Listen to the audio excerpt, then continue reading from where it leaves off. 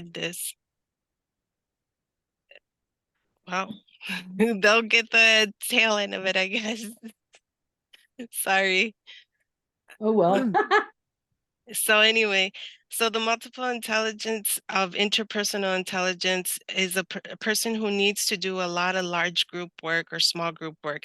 So what do you want to have them do? You want to have them speak in front of the class and present material. You want them to be like your teacher assistant. Have you ever had someone that is your teacher assistant that you a student or a learner that you can count on as a teacher assistant, or someone that'll go up and speak in front of the class? Oh, That's your, yes, absolutely. Got to have at least one. yeah, Yeah, I've yep, always got at least one. yep. And they love that group setting, and they love being able to speak in front of a crowd. So, and that's how they learn best. So they are absorbing all of the information by doing those types of things. Next, we have intrapersonal intelligence, not to be confused with interpersonal intelligence, but intrapersonal intelligence is self-smart. So it's when a person has the personal connection to themselves. They're self-aware, they know who they are, they know their likes, their dislikes, they're very aware of who they want to be, or what they're striving to be. And this is usually therapists, psychiatrists, counselors are usually characterized by self-smart. And then how do you teach to someone who's an interpersonal intelligence? Well, they like to do the silent reading. They don't do well working with others. So if you're doing large group or small group, and they just don't want to do it, that they're learning best by themselves. So it's better to just leave them alone. Or if they're willing to, they can work with partners. So they share ideas about material that is being taught. That's something that interpersonal intelligence person would do, is they can share their ideas because they know themselves very well and they know exactly what they want to share and how they want to share it. So that's the intrapersonal intelligence. Would you all say you know yourselves pretty well? Not really. Not really. Say you don't know yourself. I sort of go with the flow. Well, if you don't know by now, What do you mean by that? I resemble that remark. I don't know by now. What do you mean? The age of 25? Well, All you know right. something by now. Okay. Well, our next one is the existential intelligence. And the existential intelligence is the one that a lot of scientists and people in the science community are not accepting as readily as they accept the rest of them. But Howard Gardner continues to believe that existential intelligence does exist, and this is the deep question smart. So they're philosophical thinking about life, death, and ultimate realities, very spiritually attuned.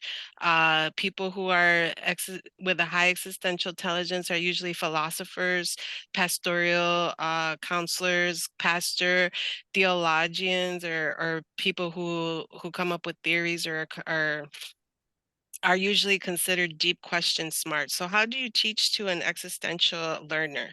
Well, you want to have activities about deep thinking, ask some thought-provoking, open-ended questions. You could ask, why do some cultures bury their dead and others don't? Where do you think we go when we die? Why is the sky blue? The things that are thought-provoking that are going to get them to really open up. So that type of intelligence is the deep question smart.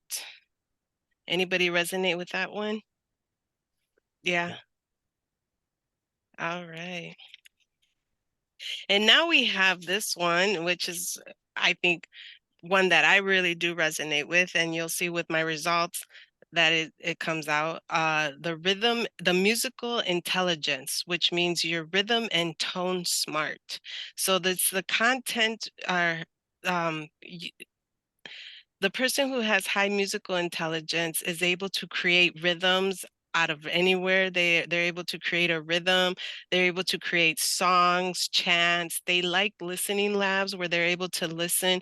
They're very auditorial learners, so they can come up with music projects very easily. So usually you'll see that there's musicians, music producers, singers, all types of composers are characterized as being rhythm and tone smart. So how do you teach to someone who's musically intelligent? Well, bring on the music, sing songs, choreograph routines, bring in different types of instruments so that way we're able to learn that type of vocabulary, and the person who is musically inclined will be able to absorb the information a lot better. Anybody musically inclined here with No. a high musical intelligence? No. No. Karen, Carrie? Yeah, Karen, raise your hand. I play in a recorder group. Oh, Oh, great. nice. In fact, I have to go there tonight and go practice. Oh, that's neat. So yeah, maybe I should bring my recorder to class and play them a few tunes. Yeah, I'm sure they would love it. And then our last but not least is our logical mathematical intelligence. So this is someone who's very good with logic and number smart, who thinks very logically and are very smart with numbers. So calculations, categorizations, recognizing patterns, analyzing problems.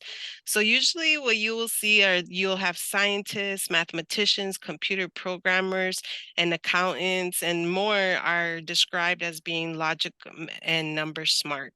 So how do you teach logical mathematical how do you teach to a learner whose logical mathematical intelligence is the highest? Well, I already saw some stuff as I think Vicky did this in her class. She did some coin counting. She had brought in some coins and had them counting coins. So you can introduce mathematical vocabulary like plus, addition, minus, subtraction, and learn the differences between the synonyms of those words. So you want to bring in that type of instruction to your class, so for the logical mathematical learner. Okay. All right. So do you guys have any questions about the different intelligences? Well, when you get a student or you get a class that's got one of each, what do you do? Well, you plan for them. You can plan different activities. You're with them for about an hour and a half. So, you can plan different activities for each of the intelligence. So you can pick a topic and then think, how can I use this topic in different ways? And then think about, okay, the musical intelligence. So let's pick a top. You can ask your students to pick a topic, or you can just go ahead and pick a topic and then divide that topic into the different intelligences and see what would work best for each intelligence. Okay. Well, I have a question. You've got to recognize what your students' aptitudes are before you can, hone in on the best way to teach them. So there has to be some sort of probing mechanism to understand their best way, or listening to what they say when you first introduce yourselves. And Because this is we are multiple. I mean, clearly we have some overlap in many of these ourselves. So we recognize that, but we'd have to recognize it for them. And this is and thank you for that segue, because let's test our multiple intelligence. So you can go to multiple intelligence test online and free at Mental Up. And then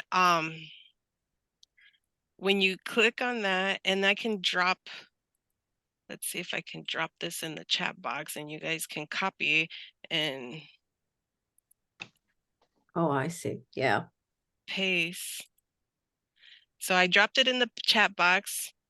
So now you'll see here up on the top right hand, it says EN, that's for English, and then it says TR, that's for Turkish. So you can, if you have Turkish speaking learners, they can take the multiple intelligence test. So you can test your students. You can have them test it and they can do it on their phone.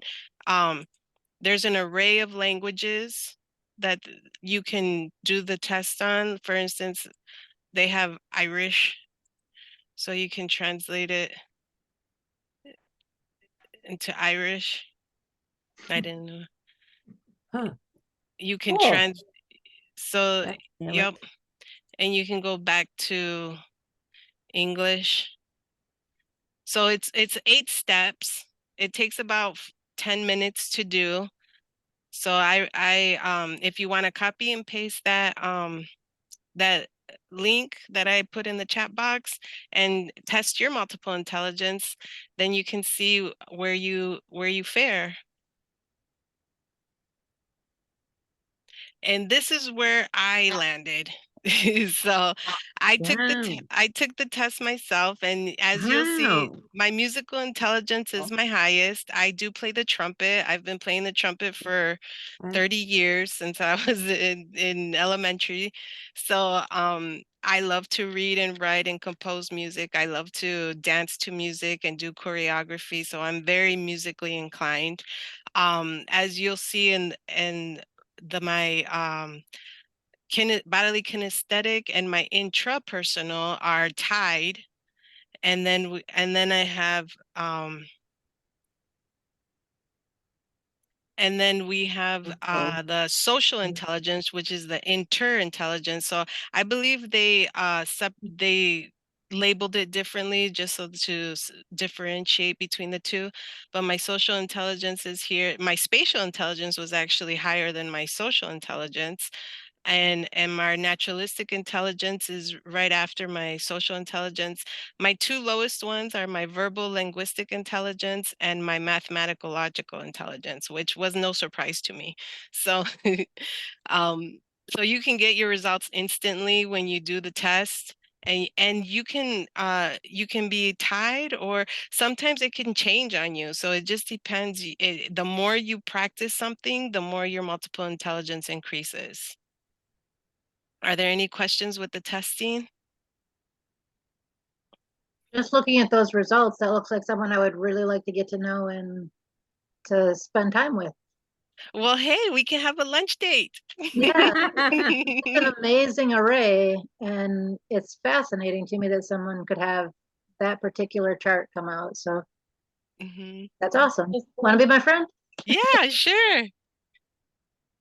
Is there like a website where we could take this test? Right here. Yeah, I dropped the The link chat. in the chat box. Oh, Can you, okay. Lupita, could you send that to really everybody Mm-hmm. in an email? Okay. That would be nice. Since I'm Yeah. having terrible time That would finding my help. chat box. Because I don't know Okay. how to copy and paste on my phone. It's on the bottom, Kathy, on the bottom of your screen. Yeah, I Scroll. know, I see it, but when I click on it, nothing happens. Oh, well, okay. Oh, it's probably popping up somewhere else, because you can click on it and then it'll pop up somewhere. But I will get you all an email with the link. Let me That just. would be helpful. Yeah, then we Thank you. can stay on it. And if you're able to get your students to do the test themselves, that way you know more or less who you're teaching to and how you're teaching to them. So when we're talking about teaching to all the intelligences, we want to set up lesson plans that include audio, visual, and tactical instruction. So we want to ensure that we have all of that in place when we're looking at our lesson plans. So what are some ways you can incorporate the different multiple intelligence into your lesson plan, or what are some ways that you do already incorporate the multiple intelligence? So you can go ahead and vocalize what you want to say, or you can type in the chat box. Are there any ways that you already doing what needs to be done for the multiple intelligence? I know Kathy is. I've been Yeah, able I to mean, I have a observe great you. teacher's guide that helps me. Like one thing Mhm. we did recently was Like, I had sentences written on little pieces of paper, different words, all different words. And then they had to get the word. I gave them all a word, which made a sentence. Okay. And then they had to go up to the front and arrange themselves in the correct order of the sentence. Like somebody had what, somebody had are, somebody had you, what, somebody had doing. So they had to put it in order. You know, instead of doing, you, what, are, they had to get in order. And that helped them, you know, that's kind of a physical kinesthetic thing, realizing that sentences have an order. And English order is different, maybe than your language's order. So Yeah. that was one thing I did, which Alright. I think is a spatial kind. Another game we played is where you have to. We had teams, and they go. One person from each team goes to the front and looks at a card, and it's a word. And then they have to draw a picture of the word, and the rest of the team has to guess what the word is. So the people who are good at art, some of the people were, they didn't, the goal was to get through your words fastest, but they didn't care about that. They cared about drawing a very good picture, which was so fun. All right. But my teacher's guide has all these ideas. I love it. I love my teacher's guide. Great. And what is the book that you use? It's side by side. Side It's by side. for beginners, book 1. Okay. I don't know what the other side by side books are like because I've never taught the more advanced one. Oh, okay. Yeah, because I was looking into your class and I was like, oh wow, she has them standing up in a circle and doing some, I think you were beanbag tossing, or I don't know. Yes, that was where you throw the beanbag, and when they catch it, they have to say something they're doing. They're not really doing it.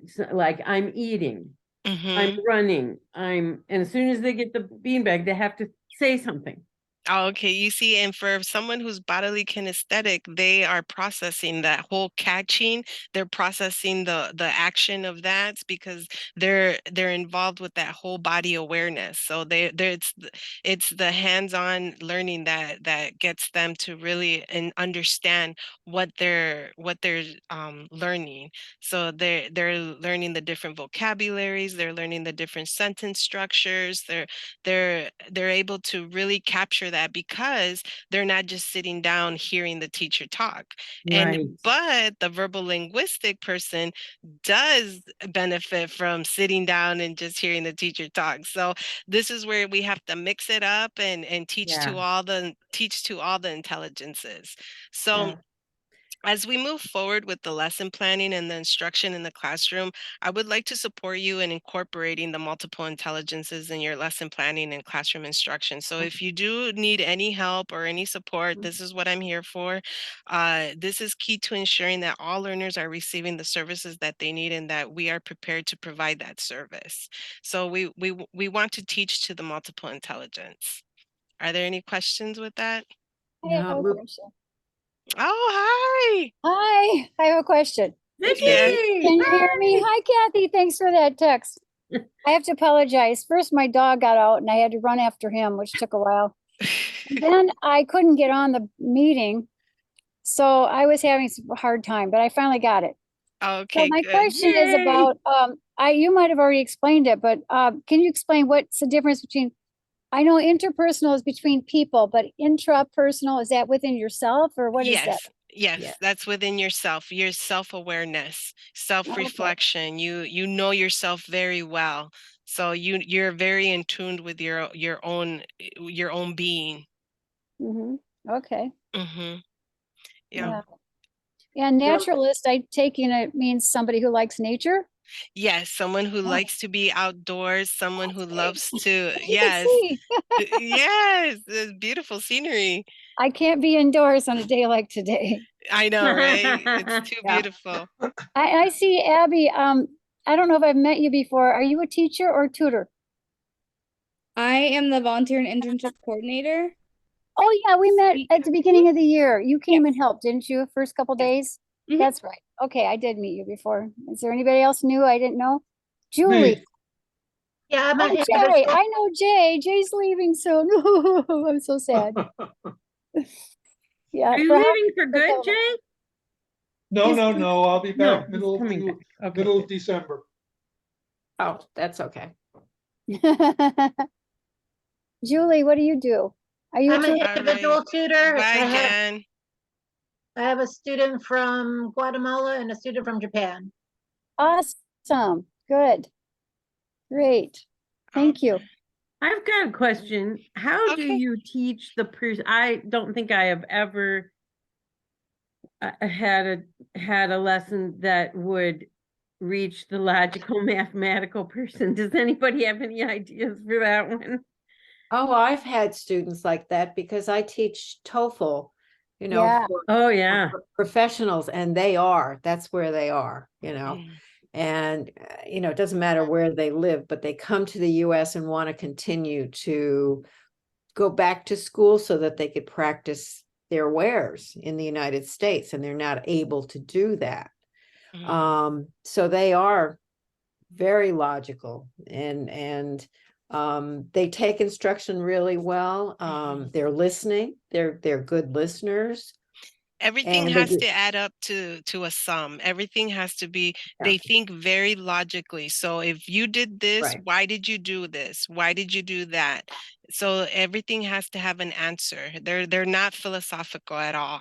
So I think they No. are probably very frustrated when, laughing is not pronounced lawing. Yeah. Oh, they don't yeah, see.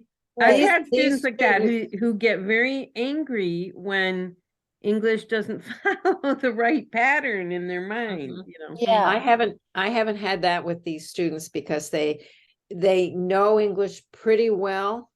And to take this test, believe me, this is worse than an SAT test. So, Yeah. they are highly, they're not necessarily highly intelligent, but their background is highly intelligent. And interesting, that's where I am, so I am like teaching and that's what I enjoy.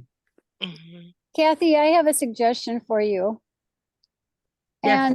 And what I have done before in my lower classes is we could take a survey, or we could read something. I know you're not doing a lot of reading, but if you read something that it gives any statistics at all, like how many people do this or that.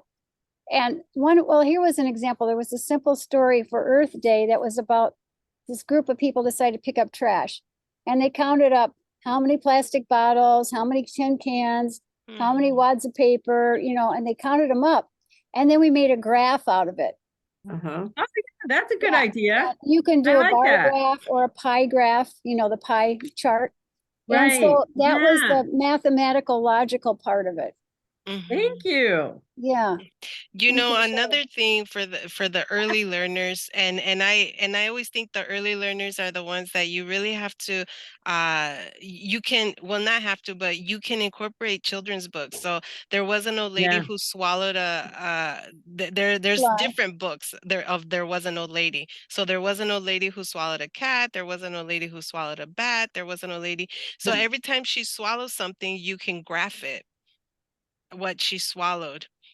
So if you bring in a children's book with mathematical terms in there, they're barely learning that stuff. So that would be beneficial for the early learners and being That's able. really good. You know what though?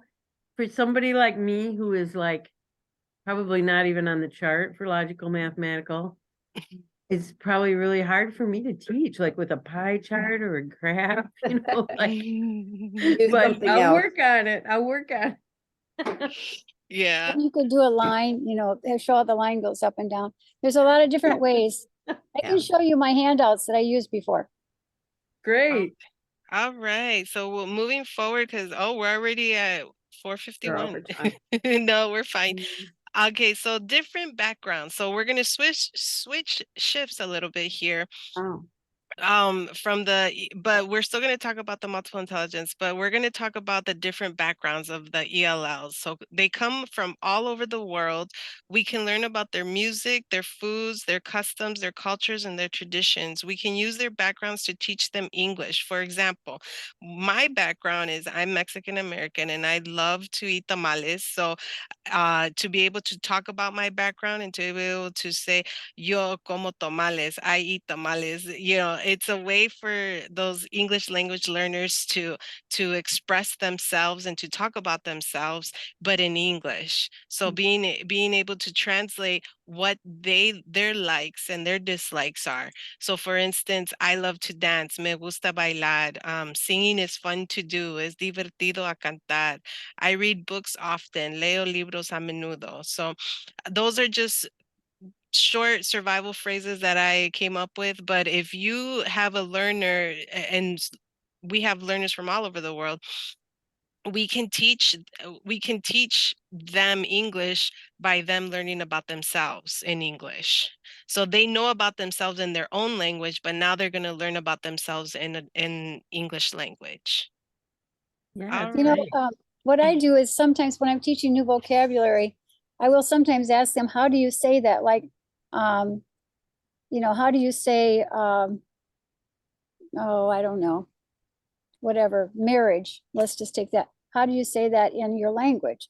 And Mhm. what's interesting is once in a while, you'll find two very different countries from different parts of the world that say a similar way. And Oh. once in a while, they say it a lot like English, but sometimes it's super different. And or Wow. also be like several of them that are very close to the same sound, and then we get a Japanese thrown in that's totally different. It's really fun, Good. and they all seem It's to like fun. that. And that I kind of do it as a way to check if they understand what I'm trying to explain, if they understand the word, because I figure that if they can come up with a word in their language, then they've got the meaning. And Mhm. so, but it's also a way for me to like show them I'm interested in their language. Mhm. And I like to hear their language. I like to hear the sounds. We all try to Yeah. say it, it's hard. And sometimes we have to go over it. It's like, well, all languages are difficult, but some are more Mhm. difficult, like English. But anyway, it's fun to do that. It's not difficult It's because good. with so many students from different places, Mhm. I probably wouldn't want to translate all that, because Mhm. that'd be too much focus on Spanish. Because I do have about 3 or 4 Spanish speakers, but I also have, people from several other languages. That would just Mhm. take much time. But what is great about that, Vicky, is that it's great relationship building, and you're forming Yeah, a community within your classroom, yeah, we and that helps with retention as well. hmm So we have a retention rate that we have to keep, which is 70% retention rate. So yeah. when you're doing these types of activities, you're retaining the student and you're having the student come back for more all the time. Mhm. And that's what we want. We want the student to come back for more. Yeah, Mm-hmm. yeah. We try to get everybody to know each other's name, and I have them do a lot of partner practice for conversation, and then mix up the partners a little bit so they get to know each other. Yeah, perfect. So, in conclusion, have fun teaching to English language learners by incorporating their backgrounds, their learning styles, and their multiple intelligence. So, if you are able to get your learners to take that multiple intelligence test, that would be very beneficial for you as an instructor or tutor or a community member to be able to know who you're teaching to and how you can uh, better construct your lesson planning to the multiple intelligence, and how they will be able to absorb the information you are providing for them. Are there any questions before we log off? Yeah, will No. you please could you send us the slideshow? Because I missed the first part. Yes, I can send you the slideshow. Because I don't know anything about that multiple intelligence test. Oh, So okay. that would be fun Yes, to yes, look Julie. at, unless Um, it's too difficult. I was just going to give an example. My student from Guatemala started out very self-depreciating and apologetic for using my time and my energy, and apologetic for mistakes. And I started doing what you did with the translating words and sentences. I started having my own vocabulary notebook in Spanish. So Good. every time he learns a vocabulary word in English, I write it down in Spanish. Yay. Study the words during the week and then come back the next week to show that we memorized the words and we can use them in sentences. And he's doing a lot better since we started doing that, where he feels like he's teaching me, I'm learning at the same time. So Good. he values That is awesome. building a relationship too. Mhm. Yeah, that's Wow, great. good for Good you. idea. Yeah, it's excellent. That's great. All right. Well, that's all I have I for was all of wondering, you. Can I ask one more, Yep. one question? Yes. Is the multiple intelligence test available in Spanish? Yes. In all Yes. languages. Yeah, Okay. they have it up there. So I I could can like go back to download it. Let me go back to it so that way you can see the different languages. So you once you get to this page, Oh, that's right. then you go up here where it says EN, Mhm. and then you'll click on the different. Right now I have it in Turkish because that's what I was at. But this Google Translate will come out. You have to Oh, download that I don't know what they call it, an extension of Google, and then you can pick any language. Cool. So for instance, Mhm. let me pick Arabic. And I translate it, and so it'll take a minute for it to translate, and it'll Wow. translate to Arabic. wow. So Wow. they're able to take the multiple intelligence Wow. test. Everybody's able to take it. I don't know how they can read that. I don't know either. We read English, they read Arabic. Yeah, but Yeah, ours makes more sense. but it is an 8-step. It is 8 steps. It's an 8-step test, so it does take about 10 minutes to complete. Okay, Okay. All That's right. neat, though. very I nice. think my students would love this. They'd find it interesting. Yeah. Mhm. And it's interesting. You get to know a lot about yourself. Yeah. So Yeah, Yeah, we could take it too. yeah, yes, they that should. I dropped it in the chat box. I don't know if you were able to see it, but I'm gonna email it to everyone that was Oh, on thank you. today. I'll email it Good, to the thank you. instructors, and Thank you. so that way you're able to just find out what's your highest multiple intelligence. Some of you probably already know just by hearing and reading about it and what's your favorite things, but for the rest of you, you can go ahead and take that test. All right, if there's no more questions, I will conclude this I meeting. have one more question. Did you already Okay. go around and find out how everything's going for everyone in No, with their tutoring or their teaching? don't have time. No, I have not. Do we have time or are we out of time? We are out of We're out time. of time. Okay. I Um, wanted to hear from Jay because we never see him. So this is the first time we get to see Jay. Hard How's it time. going, Jay? Not the last time. How's it going? How's it going? It's fine. My student numbers are increasing in the conversation class, and I have a steady 3 to 4 in my civics class. Oh, you're still doing the civics? What time do you Yep. do that now? Is that still It's Wednesday? still Wednesday, 12:15. 12:15. Okay, I didn't realize you still had that.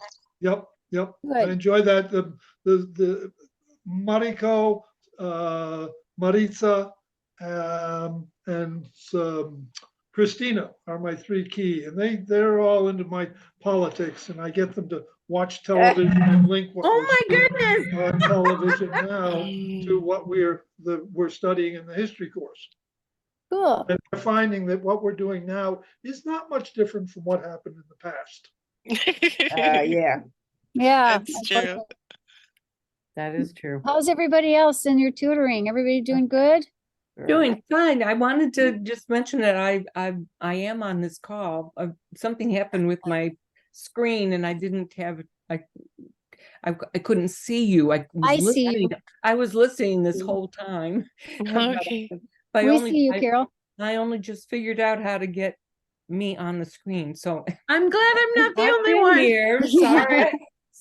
Yeah, I just noticed that my visual was turned off, so I've got. Yeah, it's good that you Good. turn it on. That's the one thing pet peeve I have about online students.